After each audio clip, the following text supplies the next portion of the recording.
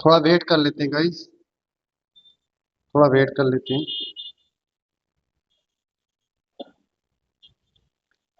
Last time हमने discuss किया था जो हमारे पास जो नवंबर फर्स्ट के करंट अफेयर्स थे, जो हमारे कैरियर मेकअप इंस्टीट्यूट जो है एक सीरीज हमने स्टार्ट की है अपने स्टूडेंट्स के लिए।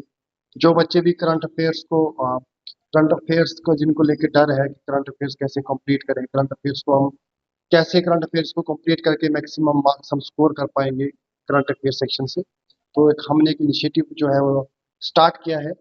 अ, एक जो हमारे पास पहले जो वीडियो थी 1 नवंबर की, वो ऑलरेडी चैनल के ऊपर अपलोडेड है, आप जाके देख सकते हो। आज हम डिस्कस करेंगे जो हमारे पास 2 नवंबर का जो 2024 का जो करंट अफेयर्स है, इंपॉर्टेंट करंट अफेयर्स। आप टेंशन नहीं लेना, जो हमारे पास दूसरे जो अभी जो 3, 4, 5 नवंबर के जो करंट अफेयर्स है वो भी आपके साथ शेयर किए जाएंगे। बस जो जो करंट अफेयर्स की वीडियो आ रही है आप ये सबको आप देखो। तो आज हमारे पास जो करंट अफेयर है वो है 2 नवंबर 2020। जैसे देखो, एक minute guys, just 1 minute.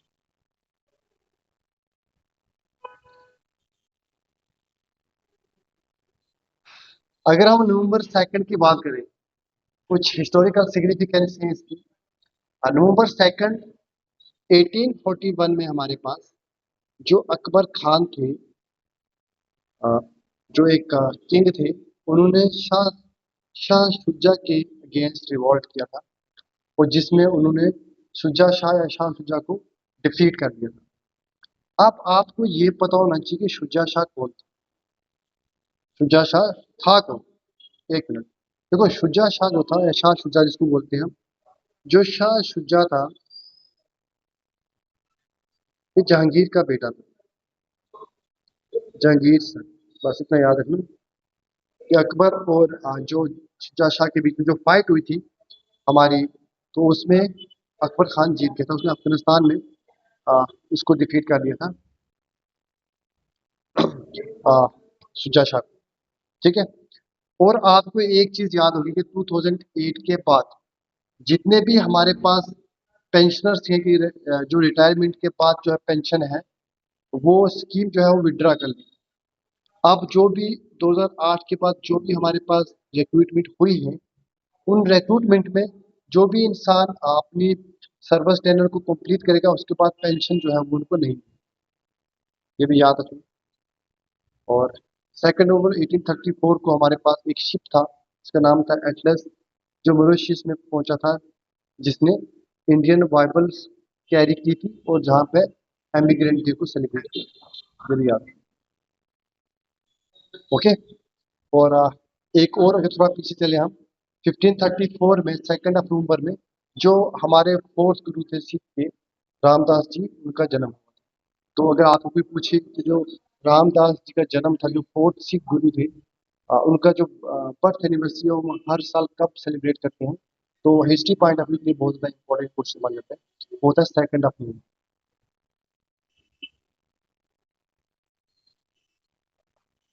Okay. I hope आपको यहाँ तक सब क्लियर हो गया होगा। आप कुछ इंपॉर्टेंट करंट अफेयर्स डिस्कस करते हैं। कुछ इंपॉर्टेंट करंट अफेयर हम डिस्कस करते हैं आज, जो हमारे 2 नवंबर के बीच 2 नवंबर के रिलेटेड हैं, बहुत ज़्यादा इंपॉर्टेंट है। अब इंडिया और स्पेन ने एक मेमोरेंडम ऑफ अंडरस्टैंडिंग को साइन किया है in the field of rail transport, customs, finance mechanism for investment in cultural exchange. देखो, आपको अगर क्वेश्चन आ जाए कि रिसेंटली जो हमारे पास इंडिया है, रिसेंटली इंडिया ने किस कंट्री के साथ MOU memorandum of understanding sign किया है in the field of transport, custom, financial mechanism for the investment in cultural exchange. तो आपको याद होना चाहिए कि रिसेंटली इंडिया ने स्पेन के साथ मेमोरेंडम साइन किया है इन फील्ड से रिलेटेड। ठीक है। आपको इस तरह एक और चीज याद रखनी है कि जो स्पेन का जो प्रेसिडेंट है उनका नाम क्या है, पेड्रो सेंचेज। ये भी याद रखना, ये बहुत इंपॉर्टेंट है। ये बहुत इंपॉर्टेंट बन जाती है प्रेसिडेंट जब भी कोई मेमोरेंडम साइन होता है। तो मोस्टली जो हमारे पास हाईलाइटेड कंट्रीज रहती है उनका तो हमें प्रेसिडेंट प्राइम मिनिस्टर के नाम याद रहते हैं, बट स्पेन का अगर कोई पूछ ले तो आप याद रखना पेड्रो सेंचेज। ठीक है, जो भी हमारे पास आने वाले जेके एसएससी के एसएससी सीजीएल के एग्जाम्स जो भी कॉम्पिटिटिव एग्जाम है उनमें ये सब चीजें पूछी जाती हैं। यहाँ तक क्लियर हो गया। अच्छा, एक चीज मैं आपको और बताता चलूं कि जो प्राइम मिनिस्टर हमारे नरेंद्र मोदी जी हैं, उन्होंने एक इनॉग्रेट किया है एक नया जन औषधि केंद्र। कहाँ पे केंद्र? यह है जो आई एम्स न्यू दिल्ली। अब जो ये केंद्र है, इस केंद्र का एम क्या है, ऑब्जेक्टिव क्या है? देखो, कोई भी चीज जब इनॉग्रेट की जाती है तो उसके पीछे कोई मोटिव होता है, कोई ऑब्जेक्टिव होता है। तो अभी जो एम्स न्यू दिल्ली में हमारे पास जन औषधि केंद्र जो है वो इनॉग्रेट हुआ है, बेसिकली उसके पीछे जो मेन ऑब्जेक्टिव है वो ये है कि ताकि लोगों को अफोर्डेबल प्राइसेस के ऊपर मेडिसिन को प्रोवाइड किया जाए इंडियन सिटीजन को। ठीक है, अफोर्डेबल जो जेनरिक मेडिसिन है वो उनको दी जाए। और अगर क्वेश्चन आपको ऐसे आ सकता है कि जो अभी जन औषधि केंद्र जो है वो इनॉग्रेट हुआ है, वो कौन से एम्स में हुआ है? ठीक है, तो आप याद रखना AIIMS in New Delhi, that's it.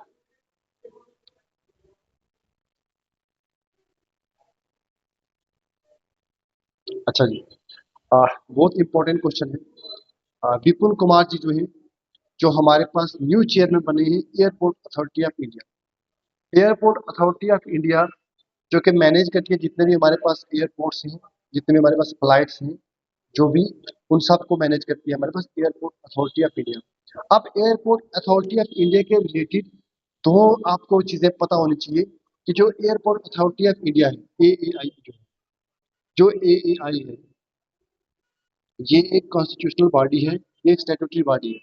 Statutory body कौन सी होती है? जो एक एक्ट के थ्रू बनती है।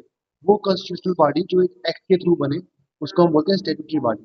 ठीक है, 1 अप्रैल 1 अप्रैल 1995 में एक एक्ट पार्लियामेंट ने साइन किया जिसके थ्रू हमारे पास ये एयरपोर्ट अथॉरिटी ऑफ इंडिया जो थी वो एस्टेब्लिश हुई थी।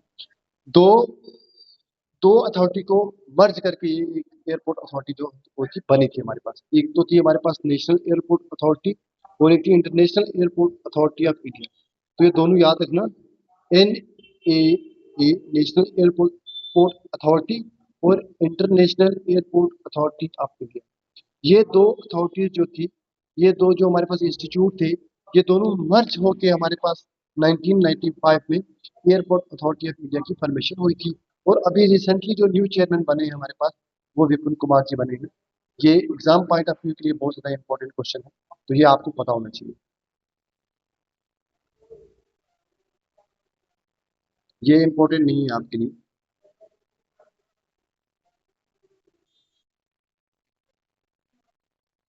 अच्छा, अभी आपको पता है एक कंपेन जो है वो, अभी दिवाली चल रही थी, तो दिवाली चल रही थी तो हो सकता है आपको क्वेश्चन कभी दिवाली के ऊपर आ जाए कि आ, जो स्वच्छ दिवाली शुभ दिवाली कंपेन है, ये लॉन्च हुई है। ये या तो क्वेश्चन आ सकता है आपको किस मिनिस्ट्री ने लॉन्च की। ठीक है, या तो क्वेश्चन ऐसे आ सकता है कि जो स्वच्छ दिवाली शुभ दिवाली जो कंपेन है, ये किस मिनिस्ट्री ने जो हमारे पास है वो लॉन्च की। तो आपको पता होना चाहिए union housing and urban affair ministry जो है ये इसकी लॉन्चिंग मिनिस्ट्री है, और इसके जो मिनिस्टर है वो मनोहर लाल सिंह। ठीक है, इसका जो एम था वो सर क्या फिर था? से बोलना। जो हमारे सर पास फिर से बोलना क्या है? यूनियन हाउसिंग एंड सर फिर अर्बन, प्लीज डोंट डिस्टर्ब, जो भी हो आप प्लीज सुनो एक बार दोबारा से। जो यूनियन हाउसिंग और अर्बन अफेयर्स मिनिस्टर है हमारे पास मनोहर लाल जी, ये तो मिनिस्टर हुए। यूनियन हाउसिंग अर्बन अफेयर जो दो मिनिस्ट्रीज है हमारे पास, इन दोनों मिनिस्ट्रीज ने स्वच्छ दिवाली और शुभ दिवाली कैंपेन्स को लॉन्च किया। और इनका जो मिनिस्टर है इसके अंतर्गत आती है, क्या आती है, उनका जो मिनिस्टर है वो मनोहर लाल जी है। ठीक है, इसका जो एम था, इस मिनिस्ट्री का जो एम था, सॉरी इस जो कैंपेन का जो एम था वो था कि जो हमारे पास प्लेसेस हैं, जो पब्लिक प्लेसेस हैं उनको क्लीन करना, दैट्स इट। ठीक है, और इसका जो हमारे पास टाइम पीरियड था वो 3 नवंबर तक हमारे पास जो भी पब्लिक प्लेसेस है हमने उसको साफ करना है। और ये कभी कभी आपको एक पूछ लेते हैं कि जो एक कंपेन स्टार्ट की थी रिसेंटली अर्बन अफेयर्स मिनिस्ट्री ने, जिसमें हमारे पास उनका जो एम था वो ये था कि जो पब्लिक प्लेसेस में अ, जो पब्लिक प्लेसेस हैं उनको साफ करना, तो वो किस कंपेन्स के अंदर आता है, तो आपको याद रखना है स्वच्छ दिवाली शुभ दिवाली कंपेन जो है ये था उसका एम। ये एम भी याद रखना, एक तो आपको एम याद रखना है, दूसरा आपको मिनिस्ट्री याद रखनी है, तीसरा आपको मिनिस्टर याद रखना है, दैट्स इट।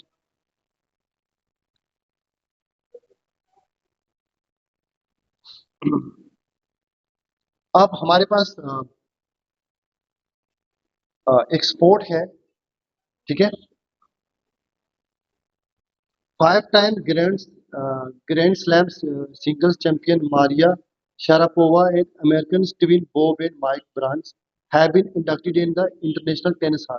देखो, इंटरनेशनल टेनिस हॉल्स ऑफ 2025, देखो जो भी एथलीट्स जो हमारे पास टेनिस में बहुत एक्स्ट्राऑर्डिनरी परफॉर्मेंस देता है, तो उसको एक सम्मान दिया जाता है, international tennis halls of fame. हर साल जो भी विद इन ईयर जो भी एथलीट जो होता है वो बहुत ज्यादा एक्स्ट्राऑर्डिनरी परफॉर्मेंस देता है। एक मिनट।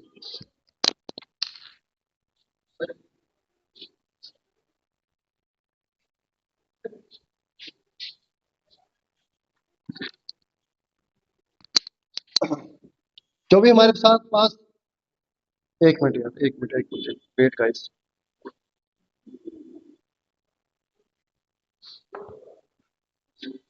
जो भी हमारे पास ग्रैंड स्लैम्स होते हैं, जैसे टेनिस के रिलेटेड, हर साल जैसे हमारे क्रिकेट में वर्ल्ड कप होता है, ठीक है, हमारे फुटबॉल में वर्ल्ड कप होता है, ऐसे चैंपियनशिप होती है टेनिस को लेके हर साल, ठीक है। चार टाइप के इसमें होते हैं टूर्नामेंट। तो जो 5 टाइम ग्रेट स्लैम जो विनर्स थे हमारे पास, शरापोवा और अमेरिकन ट्विंस थे बॉब और माइक, इन तीन बंदों को international tennis hall of fame class में इंट्रोड्यूस किया गया है, ठीक है, इंडक्ट किया गया है। तो आपको ये याद रखना है, तीन बंदों का नाम याद रखना है, मारिया शारापोवा, दो ट्विंस हैं बॉब और माइक ब्रियांस, ठीक है। इन तीनों के नाम याद रखने हैं, जिन तीनों को अभी recently international tennis hall of fame 2025 में इंट्रोड्यूस किया गया, मतलब इनको इनका नाम जो है उस लिस्ट में डाला गया है, जो भी एक्स्ट्रा ऑर्डनरी परफॉर्मेंस देते हैं आपने आ, एक साल, ठीक है। हाँ, ये इंपॉर्टेंट नहीं है, ऐसे ऐसे क्वेश्चन कभी भी एग्जाम में नहीं आएंगे आपको।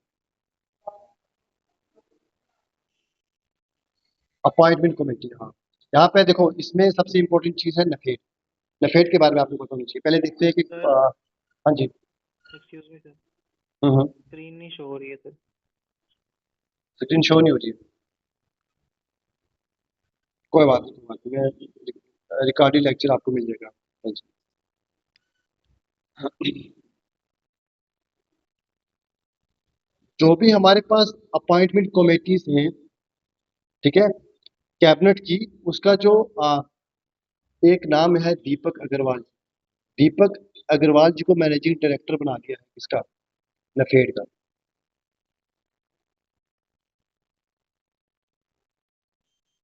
दीपक अग्रवाल जी को मैनेजिंग डायरेक्टर बना दिया है नफेड का। अब आपको पता होना चाहिए नफेड क्या होता है, और देखते हैं नफेड क्या होता है, आपको नफेड के बारे में पता होना चाहिए।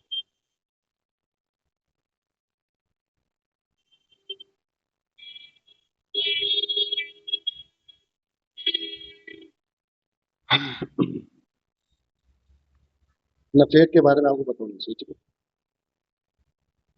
पहले तो नफेड की आपको फुल फॉर्म पता होना चाहिए, national agriculture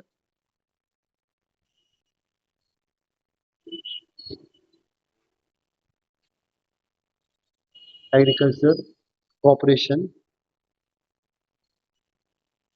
corporation marketing, marketing federation of India, ठीक है। ये है हमारे पास नफेड की फुल फॉर्म, ठीक है। ये एक इंस्टीट्यूट है बेसिकली, ठीक है। ये इसका जो हमारे पास फॉर्मेशन हुई थी, इसका जो हमारे पास फॉर्मेशन हुई थी, फॉर्मेशन कब हुई थी, 2 अक्टूबर 1958। इसका जो एम था वो क्या था, टू प्रमोट, एक minute, to promote and develop marketing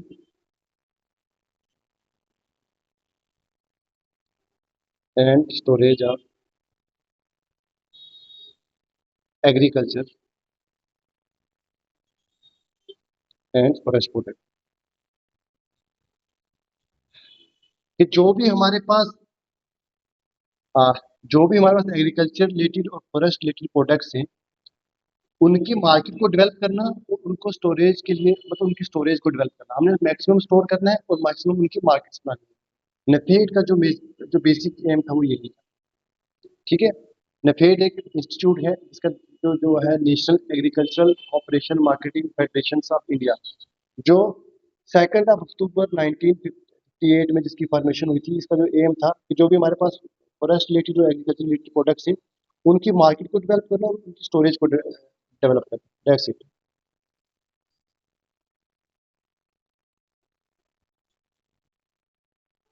ठीक है। आज हम कुछ क्वेश्चंस देखते हैं, जो भी हमने अभी पढ़ा इसकी बेसिस पे हम जो भी क्वेश्चंस है वो देखते हैं। जो रिसेंटली जो बुक रतन टाटा है, a life written by whom will be published. ठीक है।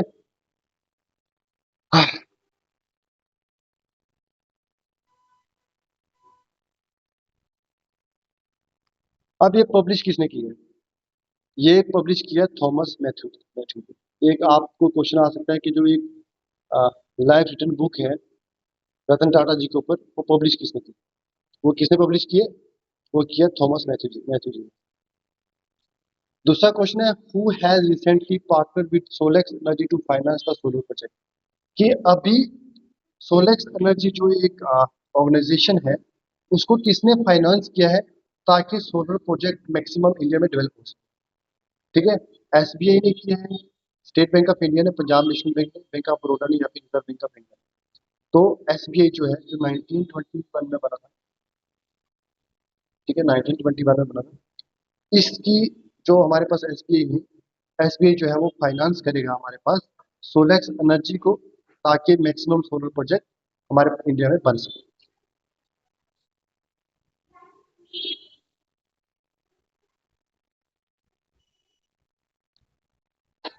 ये इंपॉर्टेंट नहीं है। Mohammad Rizwan has become the captain of which country? पता ही है आपको, इसका बताने की जरूरत नहीं है। हाँ, ये क्वेश्चन इंपॉर्टेंट है कि रिसेंटली हमारे पास कौन बना है प्रेसिडेंट वर्ल्ड स्टील एसोसिएशन का? अभी जो हमारे पास जो रिसेंटली जो इलेक्टेड हुए हैं प्रेसिडेंट वर्ल्ड स्टील एसोसिएशन के, वो है टीवी नरेंद्र। टीवी नरेंद्रन जो है, ये याद रखना, वर्ल्ड स्टील एसोसिएशन है, उसके प्रेसिडेंट इलेक्टेड हुए। ठीक है।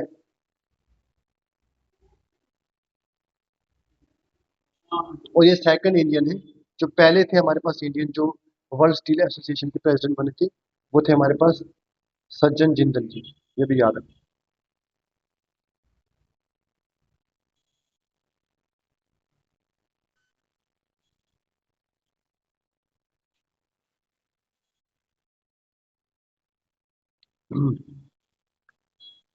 Recently, government e-marketplace has signed an agreement with which state to adopt GEM।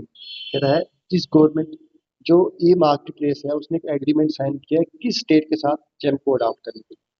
तो आंसर तो इसका सिक्किम आएगा। ठीक है। जो इलेक्ट्रॉनिक मार्केट प्लेस है, जो मिनिस्ट्री ऑफ कॉमर्स इंडस्ट्री के अंदर आती है, ठीक है, उसने एक सिक्किम स्टेट के साथ एक एग्रीमेंट साइन किया है टू अडॉप्ट जेम।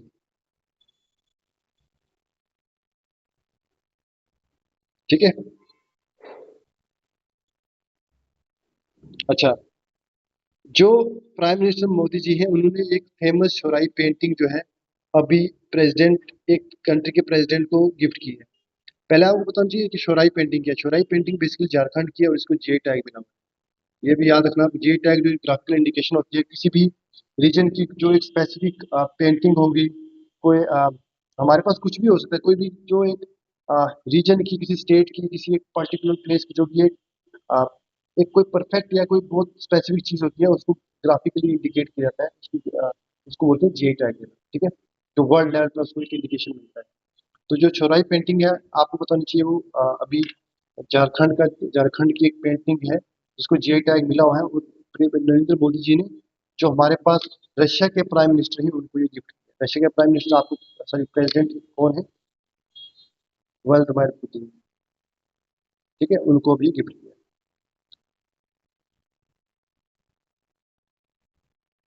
ये इंपॉर्टेंट नहीं आपके लिए।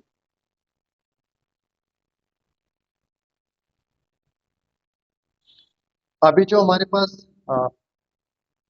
एक इंस्टीट्यूट है लार्सन एंड टर्बो LNT, उनको एक ऑर्डर मिला है न्यूक्लियर फिशन प्रोजेक्ट बनाने के लिए।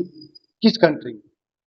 बेसिकली लार्सन और टर्बो जो है वो एक इंस्टीट्यूट है इंडिया में, जो भी न्यूक्लियर रिलेटेड प्रोजेक्ट्स होते हैं ये उनके रिलेटेड काम करते हैं।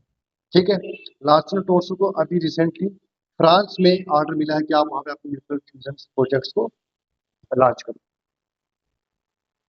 कल भी हमने पढ़ा था कि किस कंट्री के जो बैंकर हैं, टॉप सेंट्रल बैंकर हैं, उनको US based global finance magazine ने उनको ए ग्रेड दिया है, A+ ग्रेड दिया है। तो हमारे जो गवर्नर है कौन, आरबीआई के, शक्तिकांत दास जी, उनको जो है टॉप सेंट्रल बैंकर का अवार्ड मिला है, टॉप सेंट्रल बैंक का रैंक मिला है by US based global finance magazine से। कल भी मैंने आपको बताया था आरबीआई के बारे में, जो लास्ट हमने डिस्कस किया था, आज दोबारा से बता रहे थे। आरबीआई जो रिजर्व बैंक ऑफ इंडिया है, ये April 1 1934 में आरबीआई एक्ट से इसकी फॉर्मेशन हुई। ठीक है, और कौन सी कमीशन ने इसको किस कमीशन के बेसिस पे ये सेटअप हुआ था? तो कमीशन का नाम है Hilton young commission. Hilton young commission जो है इसके बेसिस पे आरबीआई का सेटअप हुआ था 1934 में, और 1 अप्रैल 1935 में इन्होंने काम करना, ऑपरेट करना स्टार्ट कर दिया था। और 1935 से 1937 के बीच में जो हमारे पास इसका हेड क्वार्टर था कोलकाता था। 1937 के बाद परमानेंटली इसका जो हेड क्वार्टर था मुंबई शिफ्ट हो गया। ठीक है, अभी जो शक्तिकांत दास जी 25th गवर्नर है, जो फर्स्ट गवर्नर है हमारे पास इंडियन किसी देशमुख जी थे, और जो फर्स्ट, तो लिख लेता हूँ, फर्स्ट जो थे वो DC देशमुख जी थे। और जो हमारे पास जो फर्स्ट, ये इंडियन थी, ये याद रखना, ये जो हमारे पास फर्स्ट इंडियन थी, जो फर्स्ट आपको पता है जो इंडिया था 1947 में उनको फ्रीडम मिली। और 1947 से पहले जो था सबसे फर्स्ट जो था ब्रिटिश गवर्नर, वो थे ओ स्मिथ। ठीक है, ये था हमारे पास। अभी देखते हैं कौन सा MCQ बचा है आपका। तो आई होप कि आपको ये समझ आया होगा। सब चीज़ें जो आज के इम्पोर्टेंट करंट अफेयर्स थे वो हमने डिस्कस किया आपके साथ। अगर आप जुड़ना चाहते हो हमारे साथ, हमारा हम ऑफलाइन बैचेस भी प्रोवाइड करते हैं। तो अगर आप जुड़ना चाहते हो, बनना चाहते हो हमारे इंस्टीट्यूट का पार्ट, तो विजिट विजिट कीजिए और अपना जो भी सपना है उस सपने को पूरा कीजिए। मिलते हैं नेक्स्ट करंट अफेयर में नई वीडियो के साथ, एक नई इंपॉर्टेंट फैक्ट्स के साथ। तब तक अपना ध्यान रखिए अच्छे से। Take care.